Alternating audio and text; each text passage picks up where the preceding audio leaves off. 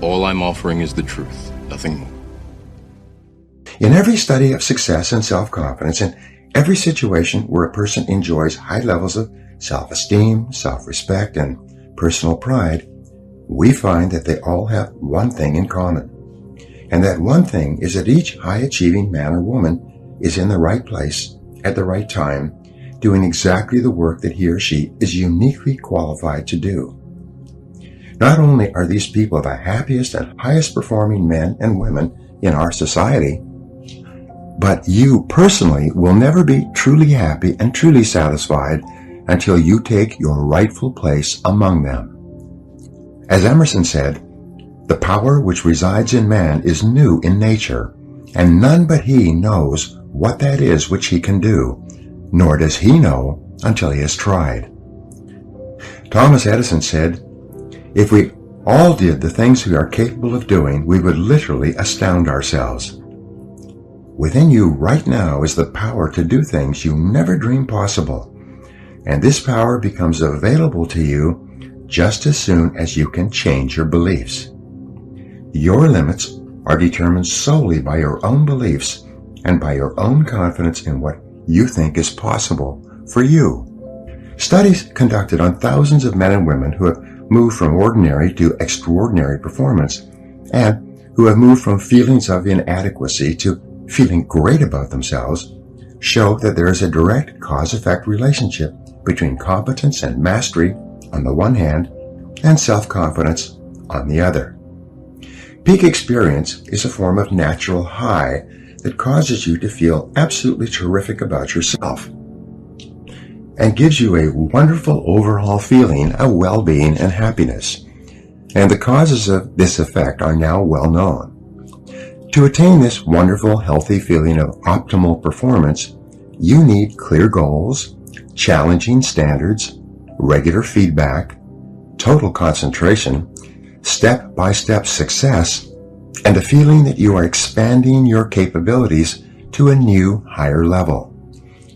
When you have created a situation where you experience all of these, you feel that you are getting progressively better and better at something you are ideally suited to do, and that while you are still working within the range of your capabilities, you are stretching yourself at every moment. When you are caught up in this kind of experience, you often lose track of time. You become unaware of hunger, thirst, or fatigue. You feel calm and clear-headed and euphoric. Tests show that when you are in this state of flow, your brain releases endorphins, nature's happy drug, which causes you to feel happy and energized. Often when you are in this state, the rest of the world seems to slow down. You seem to function with extraordinary clarity. You seem capable of accomplishing great quantities of work in a shorter period of time, with great accuracy and few mistakes. Men and women who achieve extraordinary things in life are merely ordinary men and women who have learned how to put themselves into flow and to function at peak performance more often than the average person. And what someone else has done, you can do as well. One of the greatest joys of human existence is to find your true place, the job or occupation that is ideally meant for you, and then to throw your whole heart into doing it and doing it well.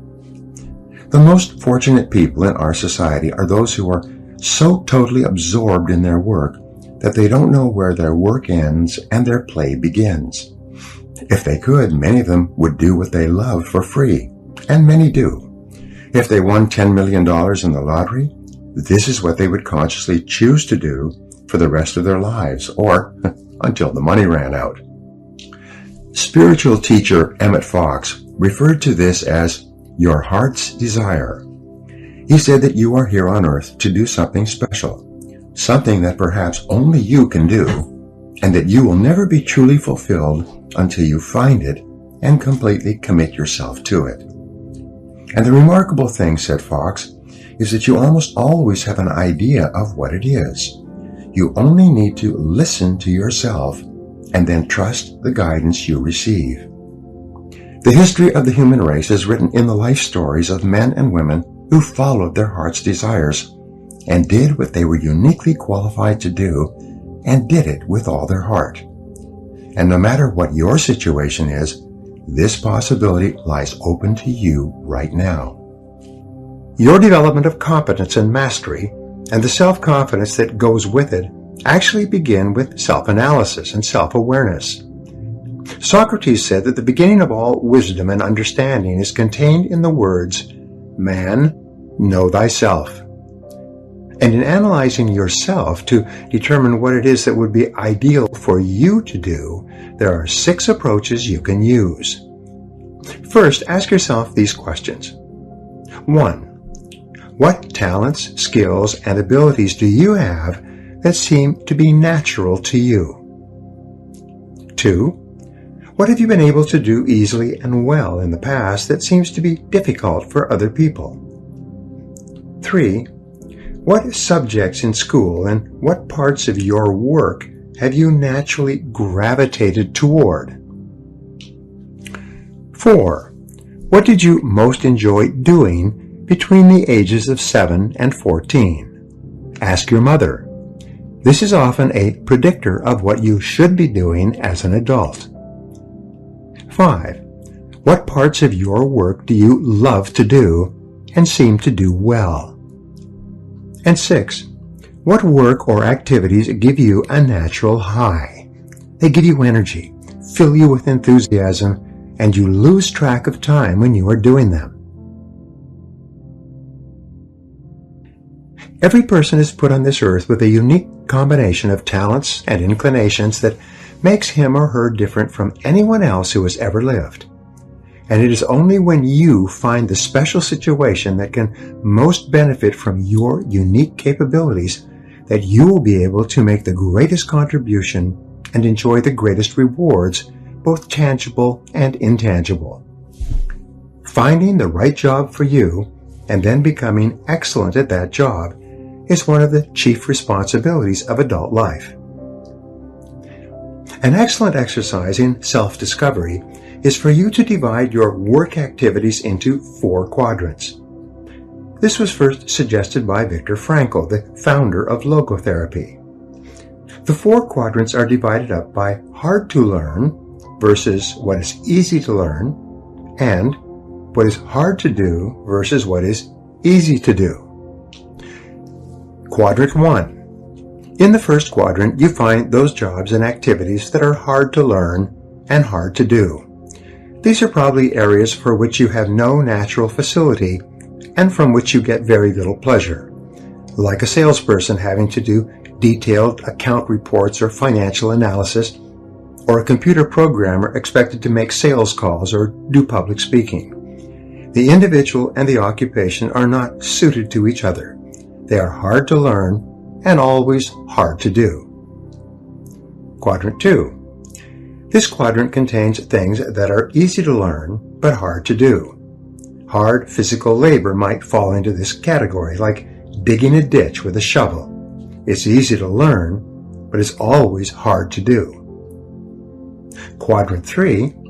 This quadrant contains those jobs or activities that are hard to learn but easy to do. Driving a car or typing with a keyboard might fall into this category. They are difficult to learn at first, but once you have learned them, they're easy to do afterwards. Quadrant 4. This quadrant, in terms of what you should ideally be doing, is the most important. These are the jobs that are easy to do, and they were so easy to learn that you often forgot how you learned them at all. These are invariably the types of jobs or the kind of work at which you excel and which are almost effortless for you, although they may be difficult for others. This is or are the work or jobs that you should be doing with your life. Examine your work history. Look back over your life and ask yourself, what activities, behaviors, or decisions have been most responsible for my success in life to date?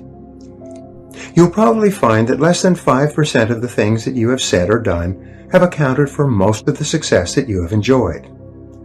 You may find that it was your unique ability to solve a particular kind of problem or to take advantage of a particular type of opportunity. You may find that your special talent was an interpersonal skill, that enabled you to influence and persuade other people at a particular time and place. You may find, upon analysis, that it was an ability to take charge and accept responsibility for accomplishing a particular goal. Whatever has been responsible for your successes in life to date may be a good indication of what you should be doing in the future.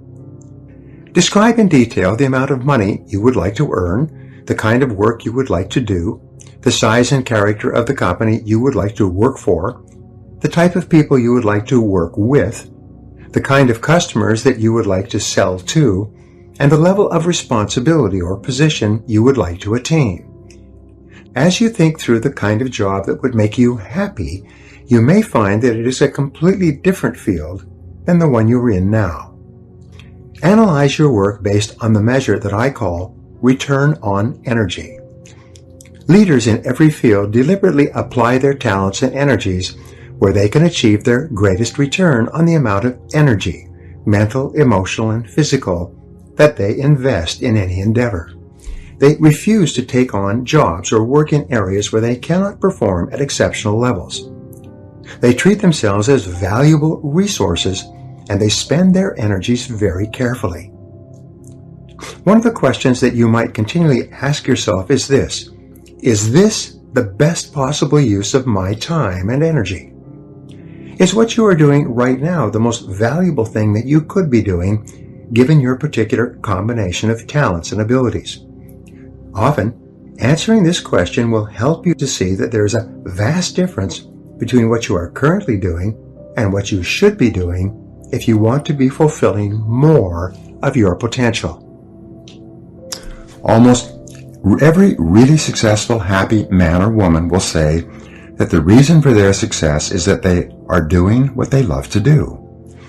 Whenever a person is unhappy for any reason, I always ask them how much they enjoy their work, and would they choose to do this type of work if there were other options open to them. Invariably, when someone is generally unhappy with their life, especially a man, they are dissatisfied with their work for some reason.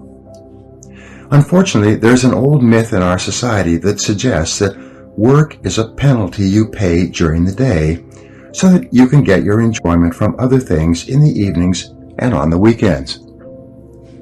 Many people view work as a punishment, but something that is unavoidable. They try to do it as well as they need to so they don't get fired, but they never really think about whether they enjoy it or not. However, this attitude is not for you. Your life is too precious and valuable to spend it doing something you don't enjoy. Every minute of it should be spent doing things that you love and care about and which make you happy. The wonderful thing is that the highest paid people in America and worldwide are often working at jobs that they enjoy so much that they hate to go home at night. And the lowest paid people are invariably found at jobs they dislike, where they are just going through the motions. Here are two simple tests to determine whether or not you are in the right job for you. Number 1, would you continue to work at that job if you won $1 million in the lottery tomorrow? If the first thing that you would do would be to quit your job if you had enough money, then this simply means that you are in the wrong position for you. Number 2, use what I call the clock test. People who are in the wrong job watch the clock all the time. They are very aware of what time they start and what time they quit. People who are in the right job are seldom aware of the clock, except to know how little time they have left to do the work they really enjoy. However you measure it, choosing the right work for you is central to you enjoying high feelings of self-esteem and self-confidence, not only in your work, but in every other part of your life. Once you have chosen your ideal job or occupation for this stage of your career, your biggest responsibility is to make the decision to become very good and then to become excellent at what you do. Men and women who are good at what they do and who know that they are good at what they do are very different from those who are only average. They walk and talk and dress and behave differently. They have an attitude of assurance and certainty about themselves, which causes them to stand out in any group. They have a deep down sense of self-worth and self-confidence that is evident to everyone around them. This brings us to a very important mental principle called the law of accumulation.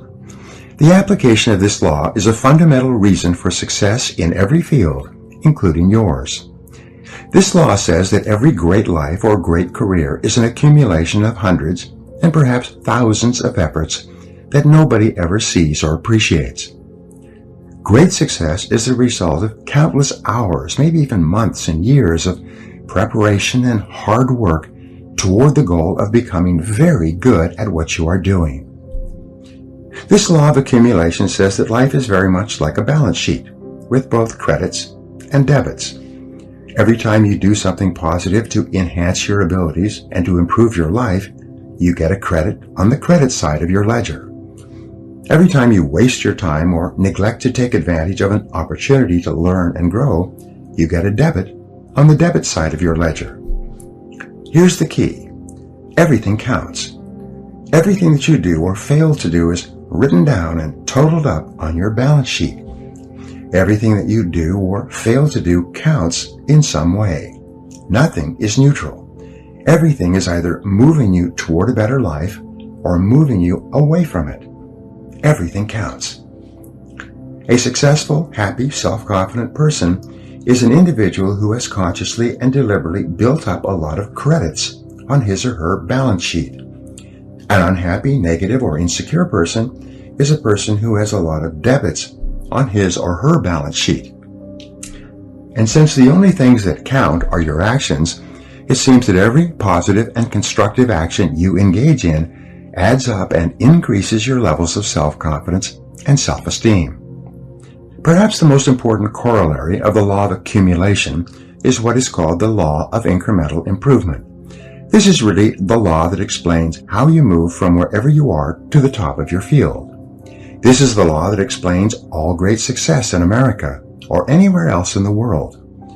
This law simply states that a person becomes good at his or her chosen field by improving incrementally, continuously, over a long period of time. My friend Darren Hardy has written a book entitled The Compound Effect, in which he explains how it is that everything positive you do in your life compounds and multiplies, growing with force and power over the months and years. As Einstein said, compounding is the most powerful force in the universe. In a study on the subject of mastery, reported on in the magazine Psychology Today some years ago, the researchers concluded that mastery consisted of the ability to recognize a great variety of patterns in a given situation based on what they called a high level of integrative complexity. Integrative complexity is defined as the ability to recognize patterns in a situation and to accurately predict what is likely to happen and the best action to take based on previous experiences with similar situations. For example, a salesperson would achieve a high level of confidence and capability in a sales situation by having both studied his or her profession and by having been in countless previous sales situations. He or she would have developed the ability to integrate his knowledge and experience and to recognize a particular pattern in the sales situation based on previous sales situations that were similar to this one. An excellent business person is one who has developed this same capability of recognizing a pattern when it occurs again, drawing upon previous experiences, and is therefore able to respond effectively and do and say the right things to complete the business transaction successfully or make the correct investment decision. It takes several thousand hours of research and practice to achieve and perform at exceptional levels in any complex field or any difficult occupation or profession. Although there are prodigies, people who succeed in a short period of time, these are very rare. Malcolm Gladwell, in his best-selling book Outliers, quotes the extensive research that shows that it takes several years on average for a person to become excellent in his or her chosen field. According to Gladwell, mastery in any field requires 10,000 hours or 7 years of hard work or both. Most people only become wealthy after the age of 40 or 50 if they achieve it at all. It takes them many years of hard work, continuous learning, and experience to develop an extensive enough repertoire of patterns so that they can recognize and take advantage of opportunities that appear to them. Up to that time, they make many mistakes. 2 steps forward and 1 step back, as they say. The law of incremental improvement is your key to an unlimited future of success, prosperity, and self-confidence. It doesn't matter where you're starting from. All that matters is where you're going. As Theodore Roosevelt said, do what you can with what you have where you are. By applying the law of incremental improvement to yourself and your work, you can begin moving upward toward joining the great ones in your field. If you are doing what you love to do, and you are doing it with all your heart, by engaging in continuous personal and professional improvement, you can begin to move forward at such a rapid rate that it will astonish you. You've heard of the 80-20 rule, which says that 80% of the income goes to 20% of the people. Your goal, if you are not already there, should be to join the top 20% in your field. If you're in the top 20% already, your job is to get into the top 10%, and then the top 5%, and then the top 4%, and so on. Your goal should be to be the best. Your goal is to be recognized by those around you as outstanding in your field. Your goal must be to pay any price, overcome any obstacle, and make any effort necessary to become excellent in your chosen career. There is one small problem that you need to deal with before you become one of the best in your field. Many of us never even think about becoming excellent at our work. It never even occurs to us that we have the ability to learn anything we need to learn to be able to do an outstanding job at anything we put our minds to. The fact is that, generally speaking, you have the capability to excel at anything that is really important to you. If anyone else has achieved a high level of competence in your field, then so can you. All you have to do is do the same things over and over until sooner or later you get the same results that they have. This is the law of cause and effect in action. When you practice this law in conjunction with the law of incremental improvement, you can move from wherever you are to wherever you want to be. Just as choosing the right work or career for you requires self-analysis and self-awareness, moving to the top of your field requires that you take your existing position and you break it down into what we call its key result areas, or its core competencies. In every job, and in every company for that matter, there are a few key skills, seldom more than 5 to 7, that determine the success or failure of the person in that job. Wherever an individual is having trouble in his or her career, it is usually because he or she is weak in one or more of these KRAs, or core skills. Wherever a person is successful, it turns out that they are strong in all of the key skills necessary for success in that job. And here's a key discovery. Your weakest important skill determines the height of your success in your work. You could be excellent at 6 out of 7 of your key result areas, but your weakness in the 7th area can hold you back for years.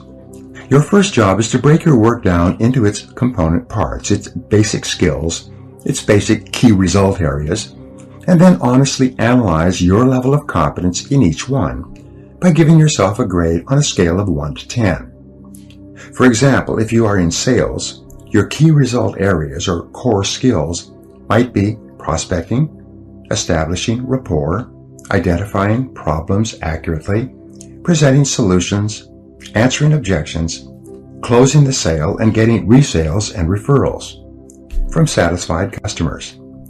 A weakness in any one of these areas could be fatal to your success and your income. Each situation may be slightly different, but the same concept applies. Success begins by analyzing the individual parts of your performance and then by making a plan to become very good in each area. One of the most important breakthroughs in personal performance and career success is described in Jeffrey Colvin's top-selling book, Talent is Overrated. Colvin shows that most people start their careers with limited marketable skills and then develop from there. It turns out that those executives who got to the top early in their careers developed the habit of identifying the most important skill they could develop at that stage of their career. They would then dedicate themselves to mastering that skill, one skill at a time. Once they had developed a key skill, they would then identify the one skill that could help them to advance even further. Their entire career ladder consisted of mastering each key skill, one at a time, until the compound effect took over and they moved rapidly upwards in their jobs. A good exercise is to ask yourself, what is my limiting skill? What is it that I do or don't do that is determining the speed at which I succeed and move ahead in my job? What is the performance bottleneck or choke point in your work? What limits you or holds you back from getting to where you want to go? Sometimes taking the time to develop one limiting skill will put your entire career onto the fast track. Once you have defined your ideal job and then broken that job down into its constituent parts or core skills, and then made a plan to become very good in each part of your job, then your final key to self-motivation and a feeling of growth is to commit yourself to continuous, never-ending self-improvement. Make a decision right now to dedicate yourself to a lifetime process of personal and professional development. Here are 3 simple rules that will change your life. Number 1, invest 3% of your income back into yourself. Spend 3% of what you earn on personal research and development, on upgrading your skills and abilities, and on becoming better at performing the most important tasks that are required of you. If you invest 3% of your income back into yourself, you'll never have to worry about money again. Number 2, read for 1 hour or more each day in your chosen field, underlining and taking careful notes that you can review regularly. A simple technique is to read and underline with a red pen, and then go back and transfer all of those key points into a spiral notebook. You can dictate the key points and have them typed up for you, or use dictation software that translates your voice, which you can then print out. You will then have a synopsis of the most important ideas in any book. When you review them, which only takes about 10 minutes or so, 5 or 6 times, you memorize all the key points. This method is used by some of the most successful men and women in America. Number 3, listen to audio programs in your car. Turn your automobile into a mobile classroom, a university on wheels. Never drive your car without your educational audio programs playing. According to the American Automobile Association, the average driver spends between 500 and 1,000 hours each year in their car. If you turn this driving time into learning time, you can become one of the best educated people of your generation. Your ability to earn money by applying your knowledge and skill is the most important single source of money in your life. This is called your earning power and is the sum total of all your knowledge and skill applied to doing a job. Your earning ability is your ability to get results that someone will pay you for. This capacity represents as much as 80 to 90% of your total net worth. And your earning ability is either an appreciating asset, becoming more valuable each month and year, or a depreciating asset, losing value each month and year because of a failure to continually upgrade your skills. One of the smartest expenditures you can make is to invest in your earning ability to become better at what pays you the most. This continuous investment in yourself will put you behind the wheel of your own life. It will assure you of greater success and self-confidence every day of your life, and by the law of indirect effort, a commitment to yourself will earn you the self-esteem, self-respect, and personal pride that you desire. You will eventually achieve the competence and mastery in your field that generates the feelings of self-confidence that make you irresistible. There is no limit to what you can accomplish if you know the direction that you are going and you are willing to make the efforts to become excellent at what you do.